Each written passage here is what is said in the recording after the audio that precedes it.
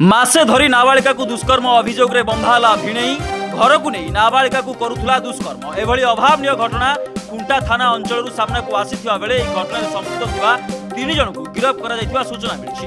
जने 10 वर्षर नाबालिका को मासे धरी 3 जन अभियुक्त अलग अलग समय दुष्कर्म करुथिले। घटनार 1.5 मास पर धरा पड़िले 3 अभियुक्त। गिरफ्त मध्य जने नाबालक और 2 जन युवक रहिसथि। सेमानक मध्यरु नाबालिकांक भिणई मध्य जने दुष्कर्मकारी से नाबालिका को निज घर को नहीं दुष्कर्म करते। सूचना अनुसार मासे धरी 3 जन नाबालिका को दुष्कर्म करने पर नाबालिका असुस्थ हो पड़ा। तांकु बारिपदा पीआरएम मेडिकल रे भर्ती करा जायतिबा बेले चिकित्सा समय नाबालिका निज मां आगे समस्त घटना बाबद में जणाइला।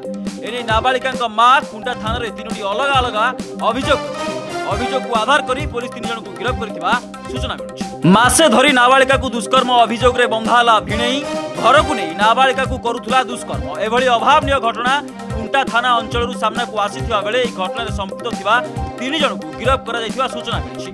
जने 10 वर्षर नाबालिका को मासे धरी 3 जन अभियुक्त अलग अलग समय दुष्कर्म करथिले। घटनार 1.5 मास पर धरा पड़िले 3 अभियुक्त। गिरफ्त मध्य जने नाबालक और 2 जन युवक रहिसथि। सेमानक मध्यरु नाबालिकांक भिणई मध्य जने दुष्कर्मकारी से नाबालिका को निज घर को नहीं दुष्कर्म करथिले। सूचना अनुसार मासे धरी 3 जन नाबालिका को दुष्कर्म करने पर नाबालिका असुस्थ हो पड़ा। तांकु बारिपदा पीआरएम मेडिकल रे भर्ती करा जायतिबा बेले चिकित्सा समय नाबालिका निज मां आगे समस्त घटना बाबद में जणाइला।